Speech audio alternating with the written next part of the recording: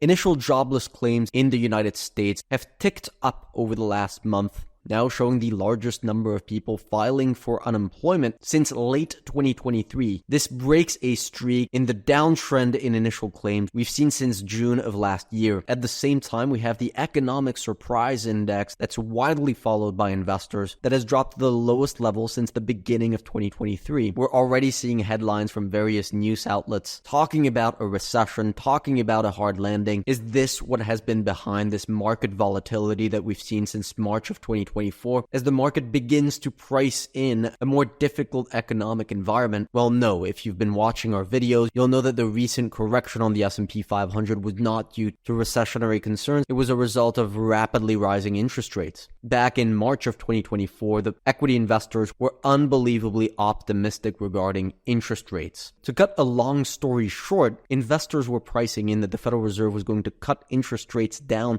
to around 4% by the end of this year. That was the story in March. This is what investors are pricing in today. So the volatility of the stock market has just been a mechanical reaction to this shift in expectations around interest rates. And this shift in expectations caused interest rates like the 10-year yield to rise very aggressively, which brought the market down. This was a result of economic strength, not weakness. This is what interest rates were doing during the financial crisis, for example. They were heading lower with the stock market heading lower. When we come back to see what's happening today, we see that as soon as interest rates rolled over and came back down, the stock market started to move higher. So a substantially different environment to what we had during an actual recession. In fact, this economic weakness that we've seen over the last month has partly been responsible for this move down in interest rates and this move up in the stock market. So you can say we are in a bad news equals good news type of market environment, because weak economic data points translates into lower interest rates, which is today a good thing for the market. Of course, that is until the weak economic data becomes too weak, like it did, for example, in 2008, which ultimately drove the market lower. That's why we're also watching the technicals on the S&P 500 very closely. Some of you might not think that technicals are a useful tool, but we found them incredibly helpful to time our entries and exits where we want to make a trade. And today the S&P 500 is in a pretty aggressive uptrend, an uptrend that has been fueled by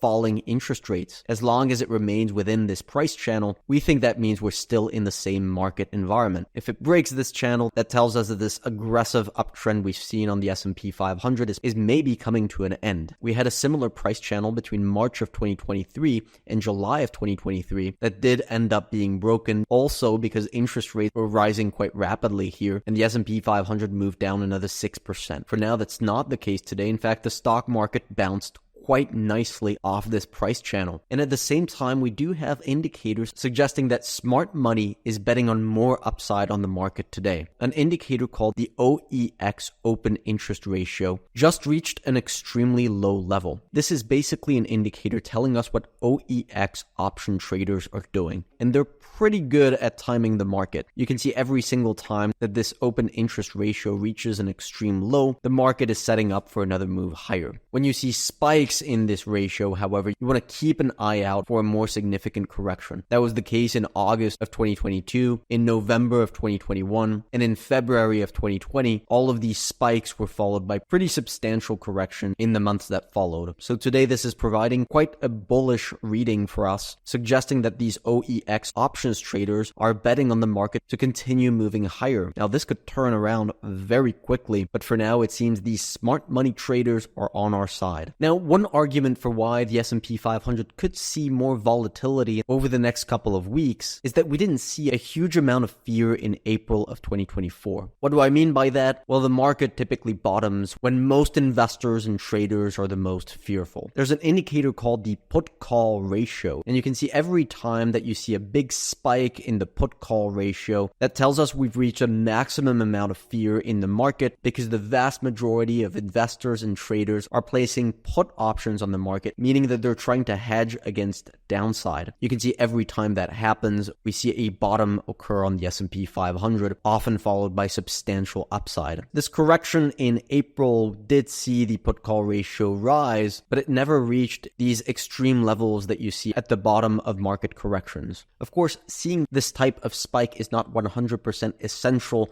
for the market to move higher, but it does leave the door open for more consolidation before the market moves substantially higher. If that's the case, we would probably see this price channel get broken and the market would likely consolidate over the weeks that follow. We likely wouldn't flip outright bearish on the market unless we see a clean break below this price channel right here. If you want to follow the market with us step by step, make sure to test our service out. You won't regret it.